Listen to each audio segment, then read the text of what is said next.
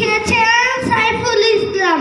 ভোরের বেলায় মসজিদেতে আজান যখন হবে, আম্মু আমায় জাগিয়ে দিও নামাজ পড়ার তরে। নামাজ পড়ে নাস্তা খেয়ে যাব নুরানি নিতে, তথায় গিয়ে মা গো আমার কুরআন শিখতে হবে। ওই যে দেখো ছেলে মেয়ে নুরানিতে যায়, তাদের মতন মা গো আমায় শিখতে মনে চায়। নুরানিরাই নূরের ঝলক দেখতে যদি চাও, আম্মু আমায় খাতা কলম তাড়াতাড়ি দাও। কুরআন হাদিস শিখে মা গো আল্লাহওয়ালা হব, জান্নাতেতে যাব যখন সাথে তোমায় নেব। আসসালামু আলাইকুম। ওয়ালাইকুম আসসালাম, মারহাবা।